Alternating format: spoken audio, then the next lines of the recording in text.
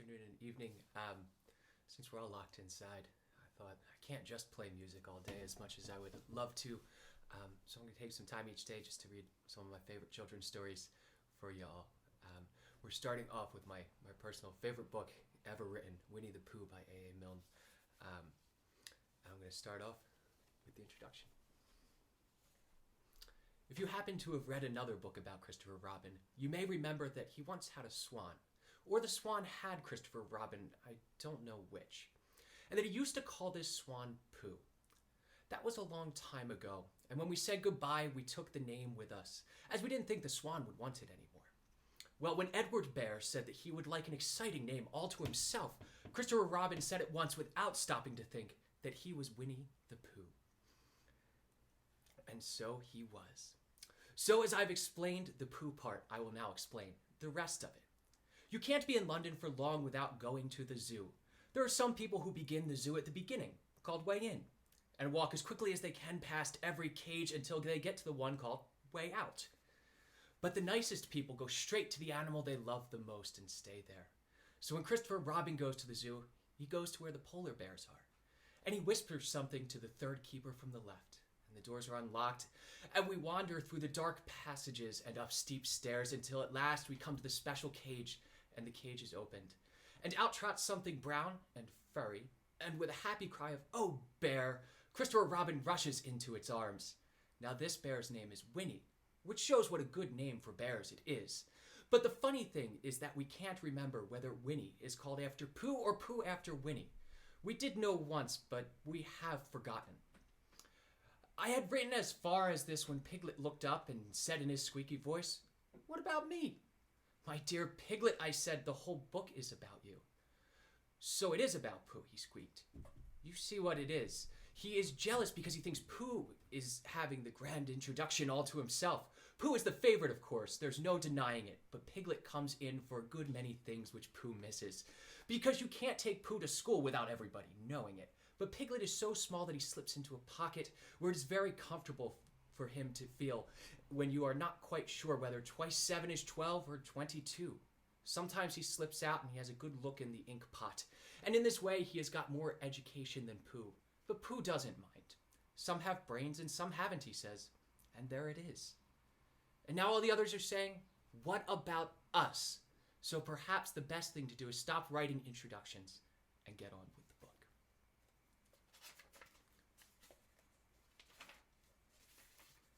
Chapter 1, in which we are introduced to Winnie the Pooh and some bees, and the stories begin. I'm going to show y'all the illustrations here first.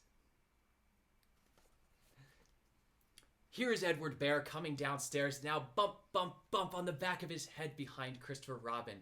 It is, as far as he knows, the only way of coming downstairs. But sometimes he feels that there really is another way. If only he could stop bumping for a moment and think of it. And then he feels that perhaps there isn't.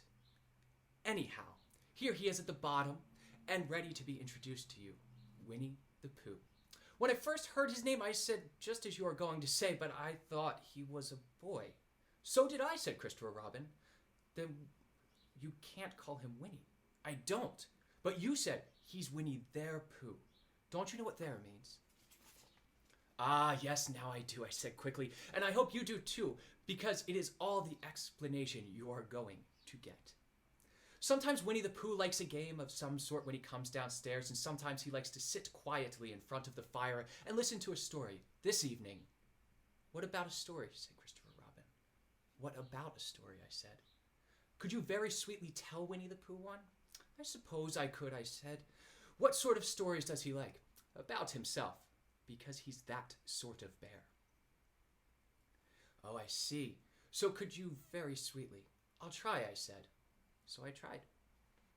Once upon a time, a very long time ago now, about last Friday, Winnie the Pooh lived in a forest all by himself under the name of Sanders. What does under the name mean? Asked Christopher Robin. It means he had the name over the door in gold letters and lived under it. Winnie the Pooh wasn't quite sure, said Christopher Robin. Now I am, said a growly voice. Then I will go on, said I. Picture of Winnie the Pooh under Sanders. One day when he was out walking, he came to an open place in the middle of the forest, and in the middle of this place was a large oak tree. And from the top of the tree there came a loud buzzing noise. Winnie the Pooh sat down at the foot of the tree, put his head between his paws, and began to think. First he said to himself, that buzzing noise means something. You don't get a buzzing noise like that, just buzzing and buzzing without it meaning something. If there's a buzzing noise, somebody's making a buzzing noise. And the only reason for making a buzzing noise that I know of is because you're a bee. Then he thought another long time and said, and the only reason for being a bee that I know of is making honey. And then he got up and said, and the only reason for making honey is so as I can eat it. So he began to climb the tree. He climbed and he climbed and he climbed, and as he climbed, he sang a little song to himself. It went something like this. Isn't it funny how a bear likes honey? Buzz, buzz, buzz. I wonder how he does. Then he climbed a little further, and then just a little further. By that time, he had thought of another song.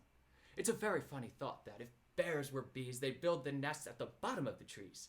And that being so, if the bees were bears, we shouldn't have to climb all of these stairs. He was getting rather tired by this time, so that is why he sang a complaining song. He was nearly there now, and as he stood on that branch, crack! Oh, help, said Pooh as he dropped 10 feet on the branch below him. If only I hadn't, he said as he bounced 20 feet onto the next branch. You see what I meant to do, he explained as he turned head over heels and crashed onto another branch 30 feet below. What I meant to do, of course it was rather, he admitted as he slithered very quickly through the next 6 branches. It all comes, I suppose, he decided as he said goodbye to the last branch, spun around 3 times and flew gracefully from the gorse bush. It all comes of liking honey so much. Oh, help. He crawled out the gorse bush, brushed the prickles from his nose, and began to think again, and the first person he thought of was Christopher Robin. Was that me? Said Christopher Robin in an awed voice, hardly daring to believe it. That was you. Christopher Robin said nothing, but his eyes got larger and larger, and his face got pinker and pinker. So Winnie the Pooh went round to his friend Christopher Robin, who lived behind a green door in another part of the forest. Good morning, Christopher Robin, he said. Good morning, Winnie the Pooh, said you. I wonder if you've got such a thing as a balloon about you. A balloon? Yes, I just said to myself coming along, I wonder if Christopher Robin has such a thing as a balloon about him. I just said it to myself thinking of balloons and wondering, what do you want a balloon for, you said. Winnie the Pooh looked around to see that nobody was listening, but his paw to his mouth, he said in a deep whisper, honey. But you don't get honey with balloons. I do, said Pooh. Well, it just so happened that you have been to a party the day before at the house of your friend Piglet, and you had balloons at the party. You had a big green balloon, and one of Rabbit's relations had a big blue one, and had left it behind, being really too young to go to a party at all. And so you had brought the green one and the blue one home with you. Which one would you like, you asked Pooh. He put his head between his paws and thought very carefully. It's like this, he said. When you go after honey with a balloon, the great thing is not to let the bees know you're coming. No, if you have a green balloon, they might think you were only part of the tree and not notice you.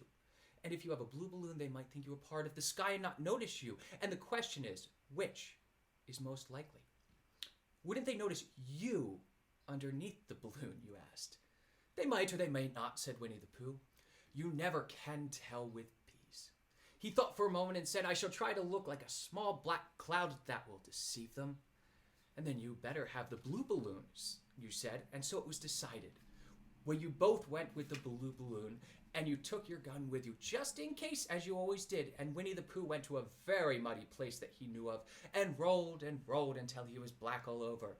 And then when the balloon was blown up as big, and you and Pooh were both holding onto a string, you let go suddenly, and Pooh Bear floated gently up into the sky and stayed there, level with the top of the tree and about 20 feet from you. Hooray! You shouted. Isn't that fine? Shouted Winnie the Pooh down to you. What do I look like? You look like a bear holding on to a balloon, you said. Not, said Pooh, not like a small black cloud in a blue sky. Not very much. Ah, well, perhaps from up here it looks different, and as I say, you never can tell with bees. Then there was no wind to blow him nearer to the tree, so there he stayed. He couldn't see the honey, he could smell the honey, but he couldn't quite reach the honey. After a little while, he called down to you. "Christopher Robin," he said in a loud whisper. "Hello?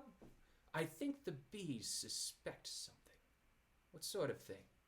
"I don't know, but something tells me they're suspicious." "Perhaps they think that you're after their honey." "It may be that. You never can tell with bees." There was another little silence, and then he called down to you again. "Christopher Robin." "Yes?" "Have you an umbrella in your house?" "I think so." "I wish you would bring it out here and walk up and down with it and look up at me every now and then and say, 'Tut, tut, it looks like rain.' I think if you did that, it would help the deception which we are practicing on these bees." Well, you laughed yourself, silly old bear, but you didn't say it aloud because you were so fond of him, and you went home for your umbrella. "Oh, there you all are," called down Winnie the Pooh as you got back to the tree. "I was beginning to get anxious. I have discovered that the bees are now definitely suspicious." "Shall I put my umbrella up?" you said. "Yes, but wait a moment. We must be practical. The important bee to deceive is the queen bee. Can you see which is the queen bee from down there?" "No." "A pity. Now, if you walk up and down with your umbrella saying, 'Tut, tut, it looks like rain,' I shall do what I can by singing a little cloud song, such as a cloud might sing. Go." So while you were walking up and down and wondered if it would rain, Winnie the Pooh sang this song. "How sweet to be a cloud floating in the blue. Every little cloud always sings aloud. How sweet to be a cloud floating in the blue. It makes him very proud to be a little cloud." The bees were still buzzing as suspiciously as ever. Some of them indeed left their nest and flew all round the cloud as it began the second verse of this song. And one bee sat down on the nose of the cloud for a moment and then got up again. "Christopher, out! Robin," called the cloud. "Yes, I have just been thinking, and I have come to a very important decision. These are the wrong sort of bees." "Are they?" "Quite the wrong sort. So I should think they would make the wrong sort of honey, shouldn't you?" "Would they?" "Yes, so I think I shall come down now." "How?" asked you. Winnie the Pooh hadn't thought about this. If he let go of the string, he would fall. Bump. And he didn't like the idea of that, so he thought for a long time and then said, "Christopher Robin, you must shoot the balloon with your gun. Have you got your gun?" "Of course I have," you said. "But if I do that, it will spoil the balloon," you said. "But if you don't," said Pooh, "I shall have to let go, and that would spoil me." When you put it like this, you saw how it was, and you aimed very carefully at the balloon and fired. "Ow!" said Pooh. "Did I miss?" you said. "You didn't exactly miss," said Pooh, "but you missed the balloon." "I'm so sorry," you said, and you fired again, and this time you hit the balloon, and the air came slowly out, and Winnie the Pooh floated to the ground. But his arms were so stiff from holding onto the string of the balloon all that time that they stayed up straight in the air for more than a week. And whenever a fly came and settled on his nose, he had to blow it off. And I think, but I'm not sure, that this was why he was called Pooh. "Is that the end of the story?" asked Christopher Robin. "That's the end of that one. There are others, about Pooh and me, and Piglet and Rabbit and all of you. Don't you remember?" "I do remember. And then when I try to remember, I forget. That day when Pooh and Piglet tried to catch the heffalump, they didn't catch it, did they?" "No, Pooh couldn't, because he hasn't any brain. Did I catch it?" "Well, that comes into the story." Christopher Robin nodded. "I do remember," he said. "Only Pooh doesn't very well, so that's why he likes having it told to him again, because then there's a real story and not just a remembering." "That's just how I feel," I said. Christopher Robin gave a deep sigh, picked his bear up by the leg, and walked off to the door, trailing Pooh behind him.